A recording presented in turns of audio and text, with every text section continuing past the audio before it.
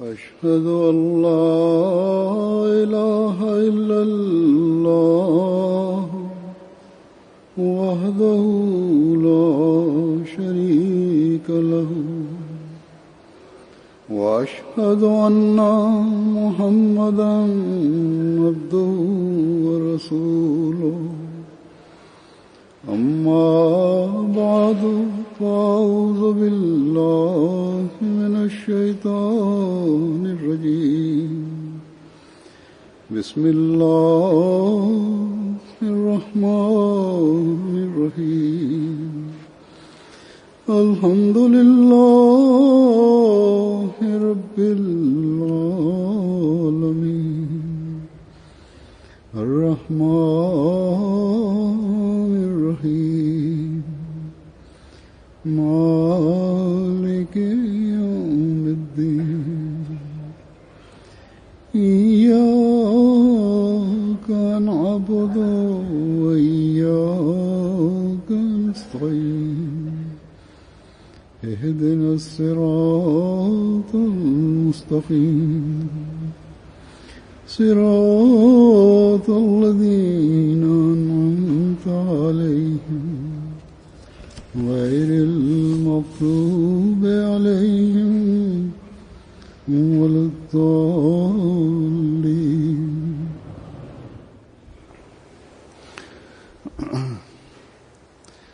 اللہ تعالیٰ کے فضل سے آج جماعت احمدیہ جرمنی کا جلسہ سالانہ Par la grâce d'Allah débute aujourd'hui la Jalsa Salana de la Jamaat de l'Allemagne. Dans la plupart de ces pays où la Jamaat Ahmadiyya a été établie, la Jalsa Salana, cette rencontre, est l'un des événements importants de la Jamaat Ahmadiyya.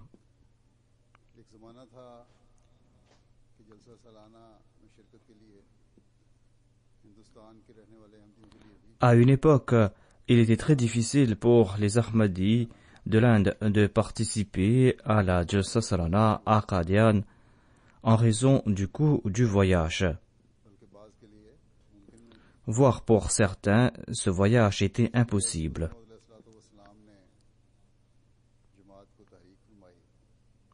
C'est pour cette raison que le Messie premier l'Islam avait conseillé aux Ahmadis de faire des économies au cours de l'année afin de pouvoir venir à la Jalsa Salana.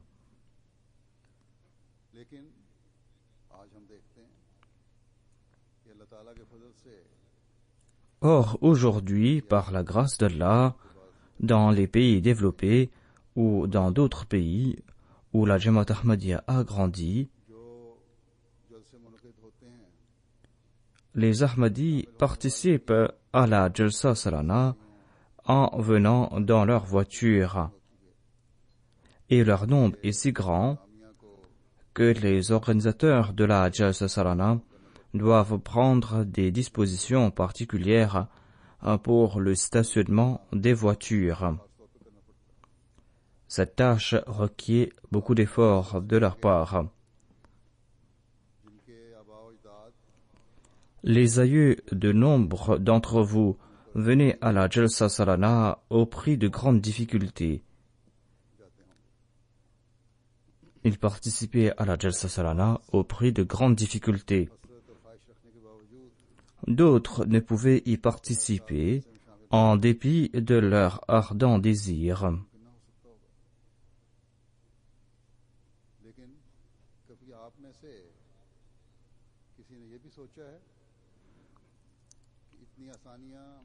Or, toutes ces facilités qui sont à votre disposition, ce bien-être financier, l'aisance dans laquelle vous accomplissez ces voyages, l'occasion que vous avez de participer à la Jalsa Salana, tout cela vous a-t-il poussé à être reconnaissant envers Dieu et à accroître votre foi?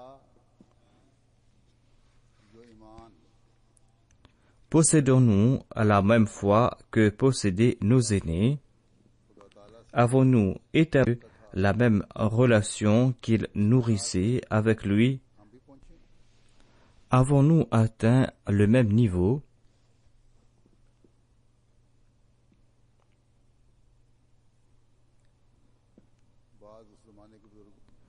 D'aucuns parmi ses aînés n'ont pas eu la chance de rencontrer le Messie promis l'Islam durant sa vie, en dépit de l'avoir accepté, en dépit d'être son contemporain.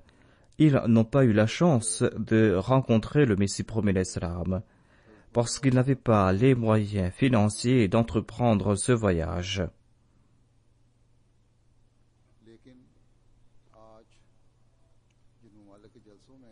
Or, aujourd'hui, les Ahmadis d'autres pays participent dans la Jalsa Salana de ce pays dans lequel est présent un humble serviteur et le calife du Messie promis à l'Islam. Nombre d'Ahmadis de ces pays étrangers sont assis devant moi.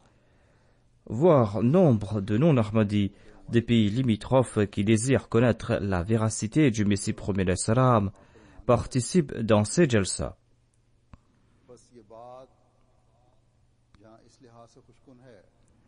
Ainsi, il est fort plaisant de constater que Dieu a changé la condition de nombre d'Ahmadis et le message du Messie promis à l'Islam est transmis à une plus grande vitesse dans le monde entier.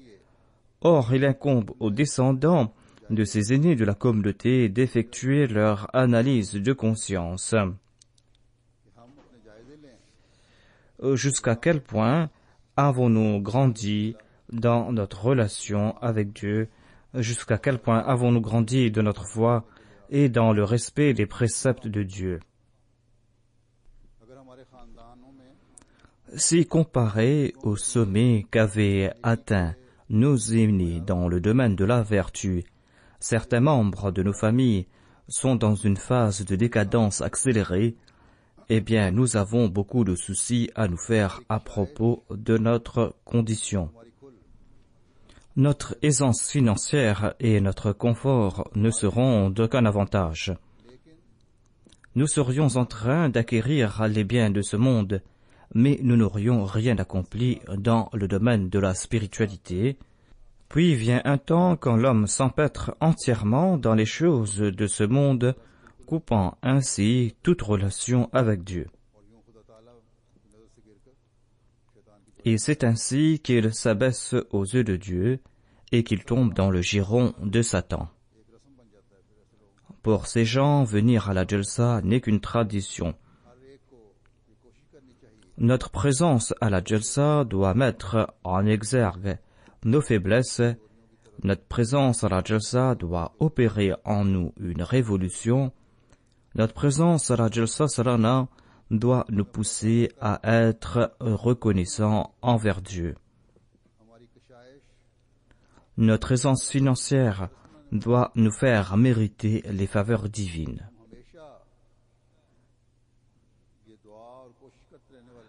Nous devons prier pour que nos enfants ne s'attirent pas à la colère divine. Nous devons prier pour que nous ne nous attirions pas à la colère divine. Nous devons faire des efforts en ce sens et nous devons faire de sorte que nous puissions mériter les prières de nos aïeux et être à la hauteur de leurs attentes. Par la grâce d'Allah, la Jamaat ne cesse de grandir dans les 4 coins du monde.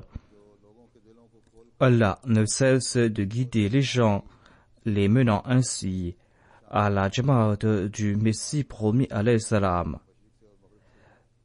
De l'est à l'ouest, du nord au sud, les gens sont en train d'embrasser la Jamaat du Messie promis alayhi salam. Ce sont des personnes qui se joignent à la Jamaat afin d'affiner leur foi, afin de renforcer leur relation avec Dieu. Prions pour que ces personnes puissent atteindre les objectifs de la Jalsa, qu'Allah fasse que leur cœur ne cesse de s'ouvrir davantage. Que ces personnes puissent tenir en compte les objectifs pour lesquels le Messie promis à l'Islam avait organisé la Jalsa Salana, à savoir la nécessité d'établir un lien avec Dieu, la nécessité de respecter ses injonctions, l'importance de s'acquitter de ses devoirs envers ses frères, et l'effort à entreprendre pour répandre le message d'Allah dans le monde. Pour atteindre ces objectifs, il faudra accorder sa conduite aux préceptes de Dieu. Il faudra aussi consentir à des sacrifices.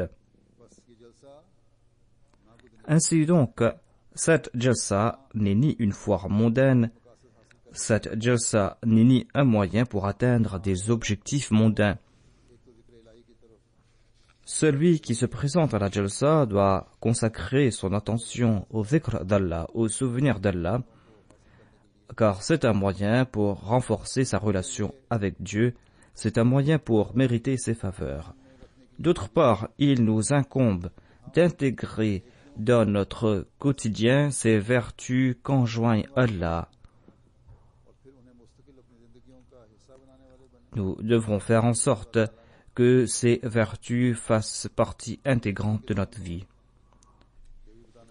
À propos du dhikr, du souvenir d'Allah, sachez aussi que lorsqu'on est en compagnie des autres, quelle que soit la nature de ce dhikr, qu'elle soit individuelle ou pas, ce dhikr est d'ordre collectif. Ainsi donc, l'individu en profite et la Jamaat aussi, la collectivité aussi en profite et s'attire grâce à ce souvenir d'Allah, les faveurs divines. Ainsi, tout en écoutant les discours de la Jalsa, consacrez-vous au souvenir de Dieu. Et quand l'homme se consacre au souvenir de Dieu en de telles rencontres, les autres aussi s'y consacrent. En se voyant les uns les autres, on essaye de donner un sens à ces jours.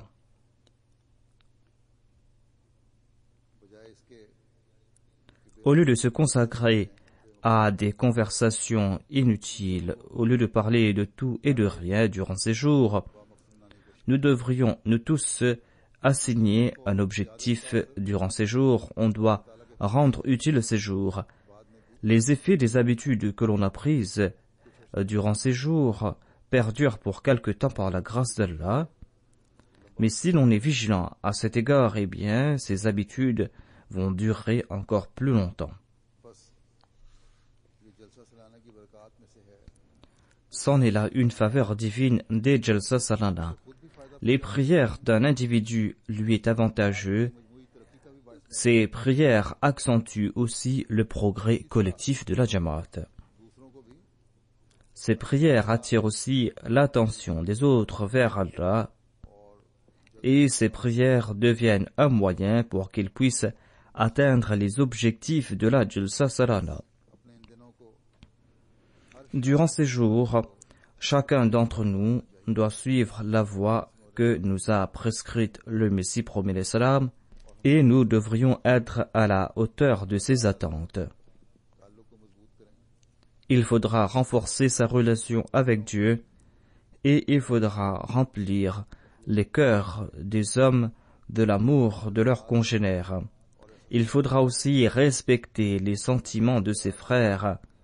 Si on est venu à la Jalsa avec de la rancœur à l'égard d'un tel, il faudra s'en débarrasser.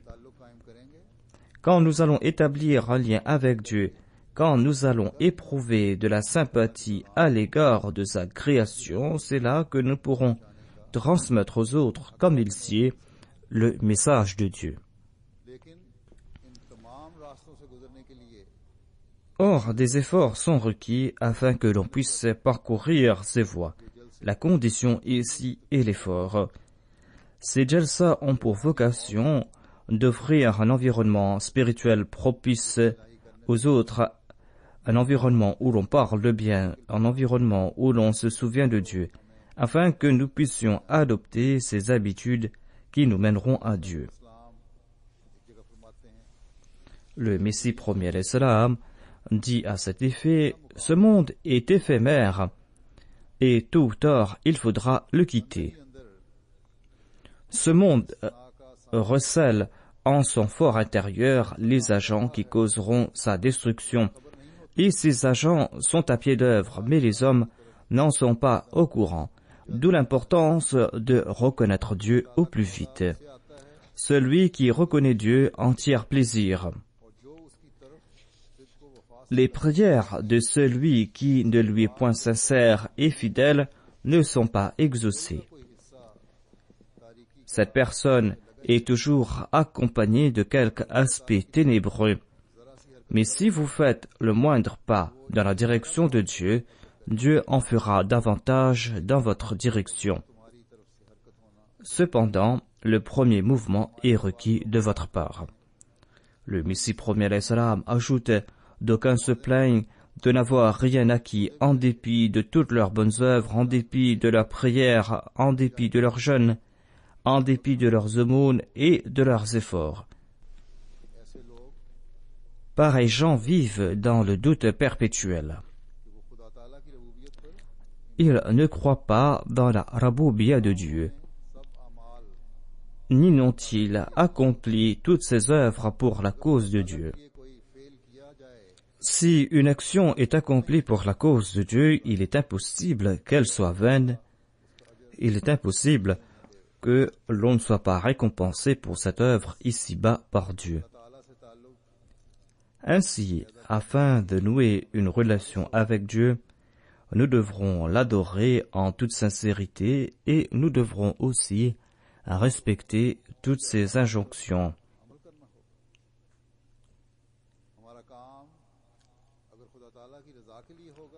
Si nos œuvres ont pour objectif le plaisir de Dieu, nous allons attirer ses faveurs. Nous devrons sortir des ténèbres de ce monde et nous évertuer sincèrement à chercher le plaisir de Dieu. De par sa grâce, Allah nous envoie ses bien-aimés, ses prophètes, afin qu'ils nous réforment. Et nous sommes chanceux d'avoir accepté l'envoyé de Dieu à notre époque. L'envoyé de Dieu qui nous a enseigné la méthode pour aimer Dieu et pour aimer son prophète sallallahu alayhi wa sallam et pour aimer la foi. Lui qui nous a démontré comment appliquer cette méthode. Il nous a aussi démontré comment nous acquitter de nos devoirs envers Dieu, comment nous acquitter de nos devoirs envers ses créatures, comment éviter les maux individuels et collectifs, lui qui nous a montré comment éviter les maux qui affectent les nations entières, comment réformer nos croyances et notre conduite. Si nous ne sommes pas vigilants à cet effet, même après lui avoir prêté allégeance, eh bien, nous ne serions pas en train d'assumer nos responsabilités. Les prophètes ont pour mission de transformer radicalement la vie de leurs disciples, de changer entièrement leur conduite. Dieu avait montré au Messie premier l'Islam dans une vision qu'il avait créé une nouvelle terre et un nouveau ciel, et Dieu lui a demandé de créer un homme nouveau. La création de cette nouvelle terre, de ce nouveau ciel, et la création de cet homme nouveau, et cette révolution que le Messie premier l'Islam a opérée dans la vie de ses compagnons. Ce fut le saint prophète Mohammed sallallahu alayhi wa sallam qui nous présenta l'exemple le plus parfait de la création d'une nouvelle terre et d'un nouveau ciel.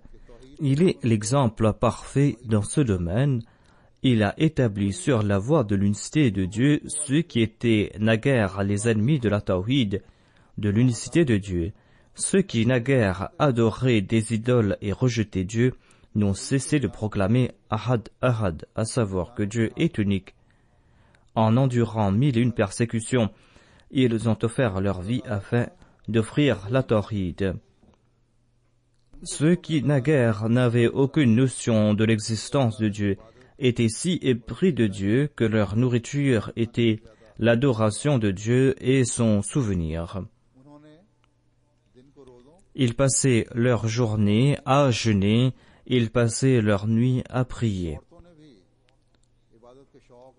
Leurs épouses aussi avaient sacrifié leur sommeil dans leur désir d'adorer Dieu et dans le désir de grandir dans leur relation avec lui.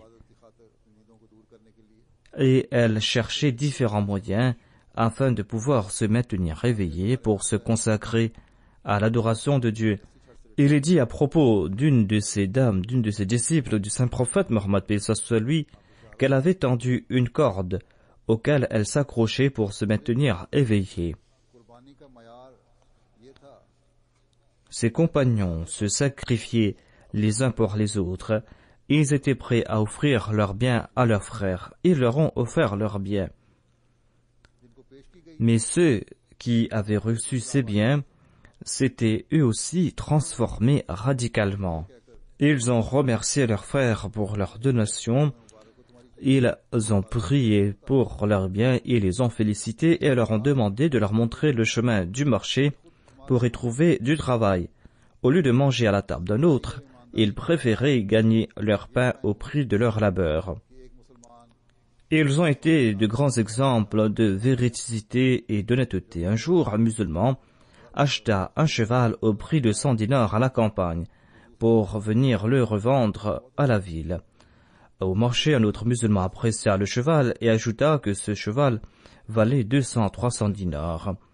Le propriétaire du cheval ajouta qu'il ne valait que 100 dinars et qu'il ne pourrait pas prendre un dinar de plus.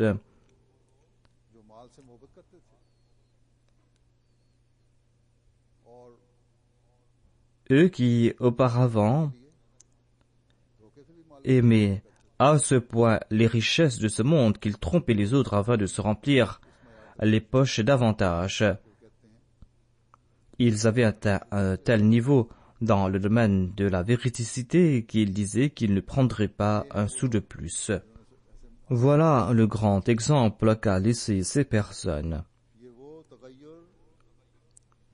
Voilà le changement qu'a apporté le saint prophète Mohammed sallallahu alayhi wa sallam. Ensuite, le saint prophète Mohammed sallallahu alayhi wa sallam a accordé à la femme un statut, a établi son honneur dans la société. Il lui a accordé cet honneur dans cette société où elle n'en jouissait d'aucun. C'est là quelque chose de grandiose. Cela perdure jusqu'à présent. Le deuxième calife a comparé la condition de la femme dans la société d'aujourd'hui et dans le passé, et il nous a présenté une vérité à ce sujet. Aujourd'hui, les hommes annoncent sur tous les toits qu'ils ont accordé aux femmes leurs droits. Dans le passé, les hommes tourmentaient et frappaient les femmes en croyant que pareils sévices étaient permis. Aujourd'hui encore, les hommes tourmentent et frappent leurs femmes comme dans le passé. Cela se passe aussi en Europe et ailleurs dans le monde. Dans ces pays où les hommes se posent en grands défenseurs de la liberté de la femme, il y a des avocats devant moi, ils sont au courant de ces cas. La différence est qu'aujourd'hui, tout en frappant son épouse, l'homme affirme que c'est là un acte illégal. Auparavant, il tourmentait la femme, il la frappait, lui privait de ses droits, considérant que c'était là des actes permissibles. Aujourd'hui, il commet ces infamies tout en annonçant que ce sont là des actes interdits. L'action est la même, mais les déclarations ont changé. Ainsi, dans chaque domaine, nous voyons une révolution apportée par l'entremise du saint prophète Mohammed paix soit lui. Le Messie promet l'Islam nous explique que le saint prophète a transformé des créatures pires que des animaux en êtres humains pour ensuite en faire des êtres cultivés, pour en faire des hommes de Dieu. Ce fut là un grand miracle occasionné par le saint prophète Mohammed sallallahu alayhi wa sallam.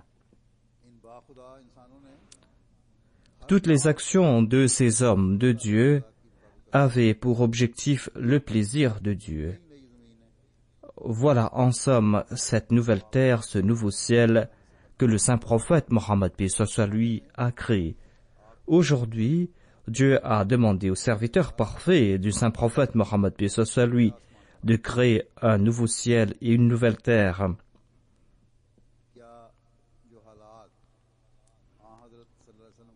Les musulmans d'aujourd'hui partagent-ils la même condition spirituelle et morale que celle des musulmans de l'époque du saint prophète Mohammed sallallahu alayhi wa sallam? Sont-ils dans le même état moral et spirituel que les musulmans de l'époque du saint prophète Mohammed sallallahu alayhi wa sallam? Non, il n'en est pas ainsi. L'ignorance qui prévalait avant l'avènement du saint prophète Mohammed paix soit lui prévaut de nouveau aujourd'hui. C'est pour cette raison que Dieu a envoyé son Messie et son Mahdi à notre époque, comme il l'avait promis. À une époque, les musulmans avaient offert leur vie pour établir la tawhid, l'unicité de Dieu. Ils ont consenti à tout type de sacrifice. Ils ont répandu le message de l'islam. Ils ont apporté un grand changement dans le monde. Or, aujourd'hui, les musulmans d'aujourd'hui, au lieu d'adorer un seul Dieu, sont en train de se prosterner devant des tombes, sont en train de demander aux défunts d'exaucer leurs suppliques et sont coupables de polythéisme. La parole La ilaha illallah existe encore, mais cette parole n'apporte aucun changement, car ceux qui énoncent cette parole en ignorent le sens. Ceux qui croient dans cette déclaration ne connaissent pas le sens de cette parole. Ils ne sont musulmans que de nom. Certes, parmi les musulmans, il y a d'aucuns qui prient 5 fois par jour, qui font acte d'adoration 5 fois par jour. Au cours de leur salat, au cours de l'appel à la prière, ils témoignent de l'unicité de Dieu, mais leurs œuvres ont des relents de polythéisme. Au Pakistan, par exemple, il y a des intellectuels, il y a des ministres, il y a des ambassadeurs qui vont adorer des saints. La majorité d'entre eux n'accomplissent même pas la salat. Ils croient qu'ils s'acquittent de leur devoir de musulmans en qualifiant les Ahmadis de mécréants et en suivant les mollahs.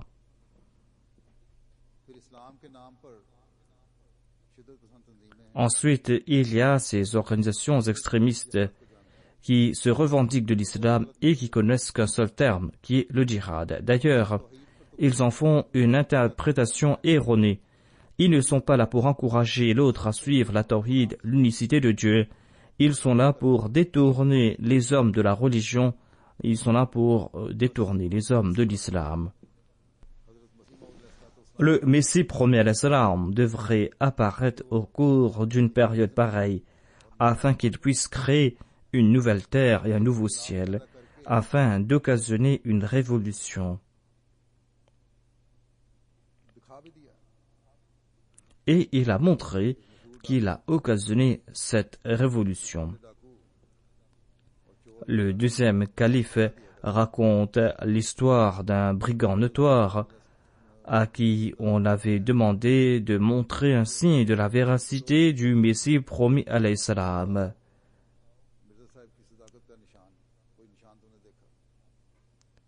On lui a demandé s'il avait vu un signe de la véracité du Messie promis. Ce grand brigand a dit à ses détracteurs: pourquoi demander des signes? Je suis moi-même un signe de la véracité du Messie promis alayhi salam. Il m'a complètement transformé. Il a coupé toutes ses relations avec les autres voleurs et cessa ses brigandages et se consacra à la prière. Ainsi, le Messie promis alayhi salam a créé une nouvelle terre et un nouveau ciel, et il a transformé la vie de centaines de milliers de gens. Et il nous a montré comment créer une nouvelle terre et un nouveau ciel.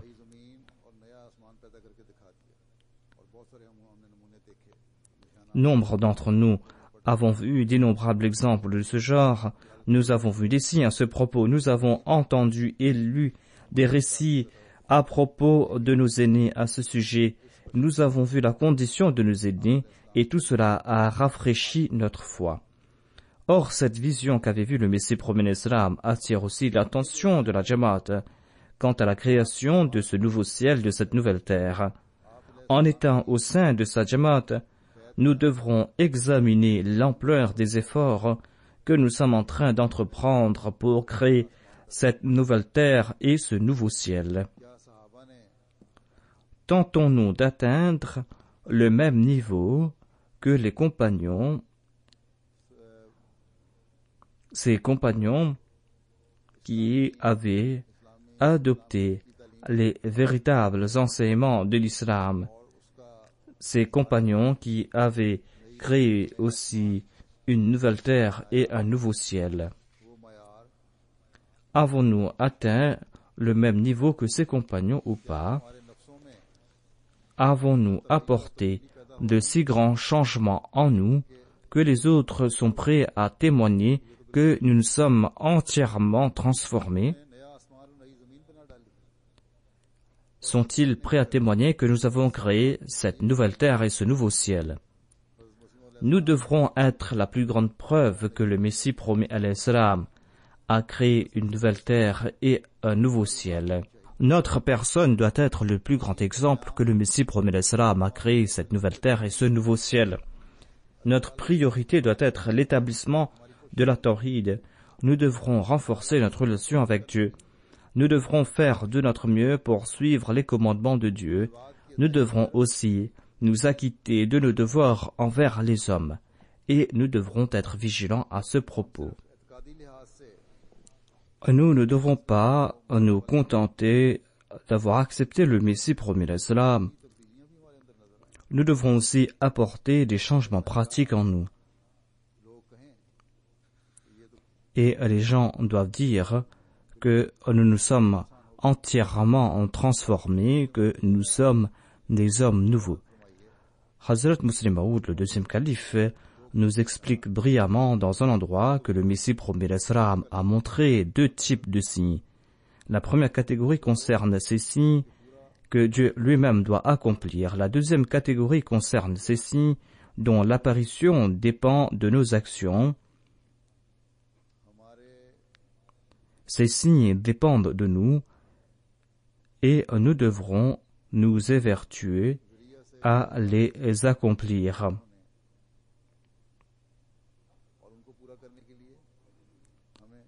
Nous devrons faire des efforts, faire de notre mieux afin d'accomplir ces signes. Il y a des types de savoirs qui ne sont compris que par le prophète. S'il n'en était pas ainsi, eh bien, nous n'aurions pas besoin de prophètes. Le Messie promis alayhi salam nous a expliqué des choses après 1400 ans, des choses qui existaient déjà, mais que les musulmans ignoraient, des choses que les musulmans n'avaient pas compris. On peut prendre par exemple le fait que toutes les religions sont vraies. Le Messie promis alayhi salam nous explique que le prophète qui a des centaines de milliers de disciples, le prophète qui a été accepté par nombre de personnes qui ont été guidées dans la bonne direction, eh bien, certainement, ces prophètes sont vrais. Certes, il se peut qu'on ait corrompu leurs enseignements par la suite. Il se peut que cette religion ne soit pas dans son état originel, tout comme l'on peut voir dans le cas du prophète Bouddha, de Zoroastre, de Krishna, qui, à leur époque, étaient des envoyés de Dieu et qui étaient accompagnés de la vérité. Avant le Messie promis alayhi salam, il y a eu de grands aînés, de grands saints qui sont passés.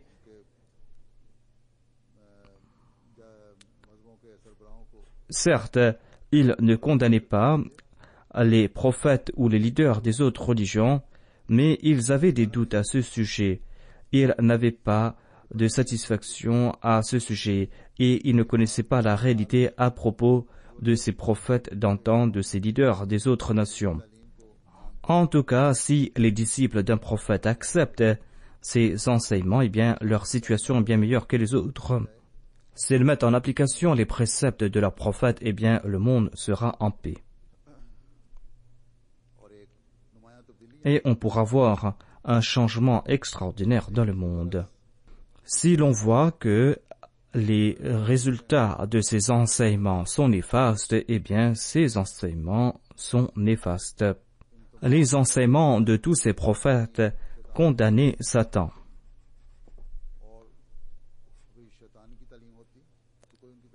Si c'était des enseignements sataniques, eh bien personne ne les aurait suivis. Voilà le principe qu'a énoncé le Messie promet l'Islam.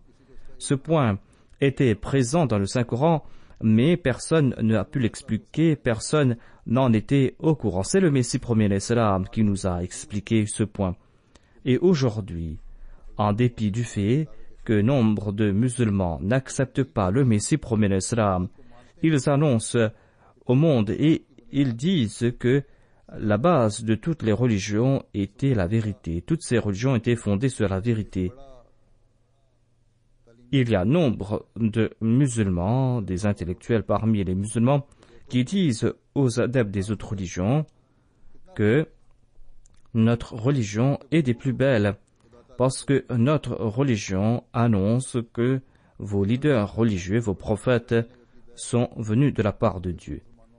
Ensuite, il y a la croyance que Jésus-Christ est monté physiquement au ciel. La majorité des intellectuels musulmans ont rejeté cette croyance et même des ulémas au Pakistan disent que personne n'est monté au ciel et personne ne viendra.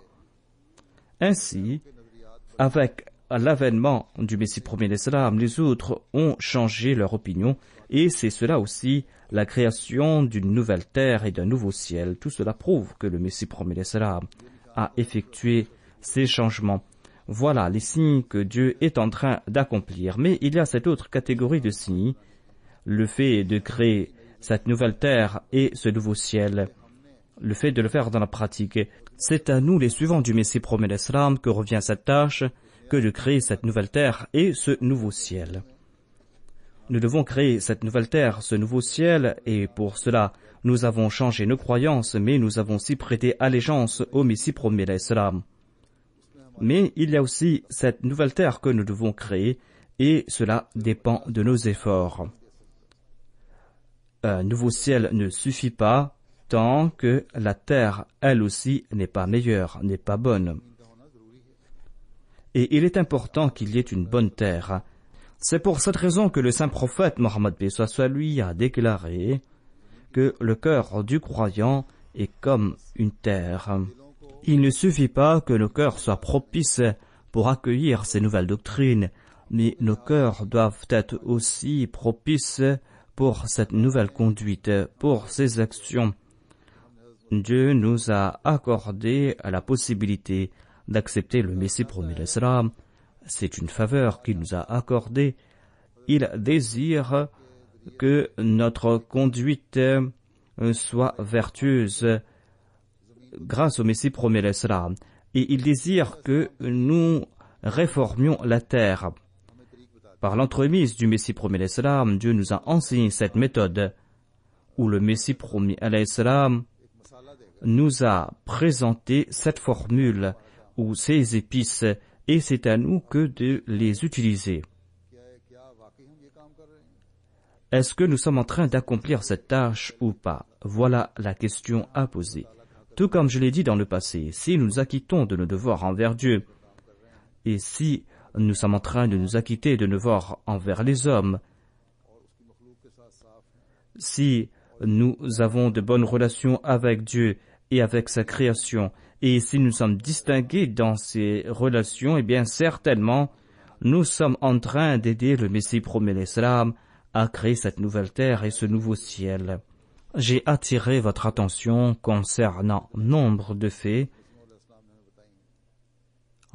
qui ont été mentionnés par le Messie promet l'Islam. Il y a un point fondamental, à savoir que chaque commandement du Saint-Coran doit apporter à nous des changements. Et tout comme le Messie promet l'Islam nous l'a expliqué, cela doit créer en nous cette nouvelle terre et ce nouveau ciel. Et nous devrons adopter ces enseignements, nous devrons les mettre en pratique et chacun d'entre nous doit créer cette nouvelle terre et ce nouveau ciel. Et c'est là que nous pourrons accorder des avantages aux autres. Le Messie promet l'Islam déclare que je constate que les hommes font des plans, mais qu'ils sont négligents à propos de la prière. Au contraire, ils accordent tant d'importance aux plans et aux moyens que ils ont fait de ces plans et de ces moyens des dieux, et ils se moquent de la prière. Et ils considèrent la prière comme quelque chose de futile. C'est là un poison dangereux qui est en train de se répandre dans le monde, mais Dieu désire éloigner ce poison. C'est ainsi qu'il a établi cette communauté. Il a établi cette communauté pour cette tâche, afin que l'homme puisse connaître Dieu et afin qu'il puisse connaître la réalité de la prière et l'effet de la prière. C'est un objectif que tout Ahmadi doit avoir en tête, et tout Ahmadi doit grandir dans sa relation avec Dieu. Ensuite, le Messie promet salam a déclaré: nous sommes en train de vivre une époque d'une guerre spirituelle.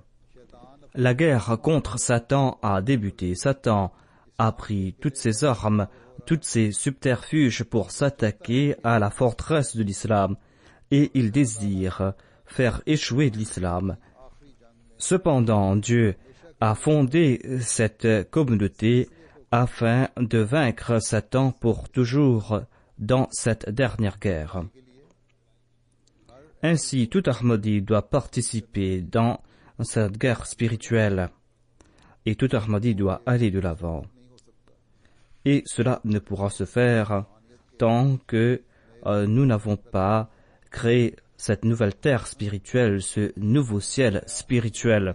Le Messie premier l'Islam a déclaré que Dieu a fondé cette communauté afin de vaincre Satan pour toujours. En énonçant cette parole, le Messie premier l'Islam a confié la responsabilité à chacun de ses disciples que de progresser dans sa spiritualité et de combattre Satan et de s'acquitter de ses devoirs envers Dieu.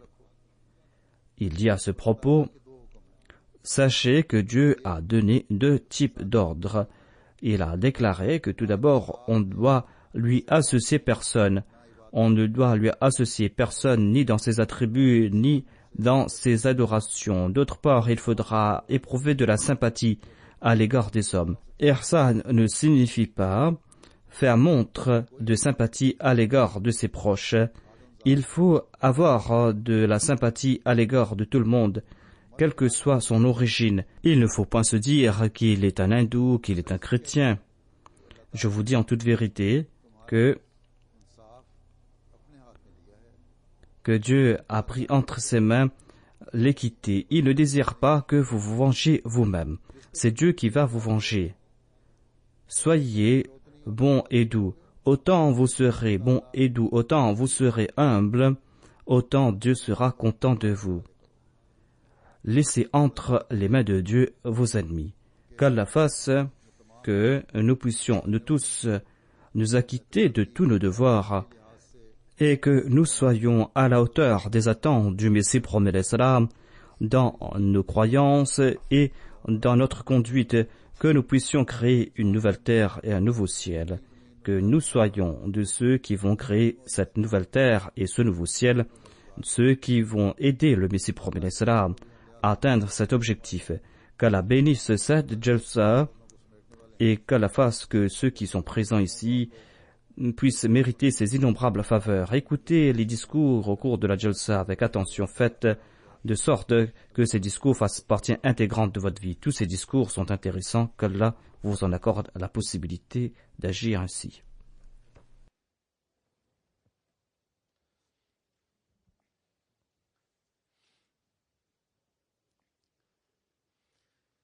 Alhamdulillah, nahmaduhu wa nasta'inuhu wa nastaghfiruhu wa nu'minu bihi wa natawakkalu alayhi wa na'udhu billahi min shururi anfusina wa min sayyiati a'malina. من يهده الله فلا مضل له ومن يضلل فلا هادي له ونشهد أن لا إله إلا الله ونشهد أن محمدا عبده ورسوله عباد الله رحمكم الله إن الله يأمر بالعدل والإحسان وإيتاء ذي القربى وينهى عن الفحشاء والمنكر والبغي يعظكم لعلكم تذكرون اذكروا الله يذكركم وادعوه يستجب لكم ولذكر الله أكبر. नमाज के लिए वहीं जाना है?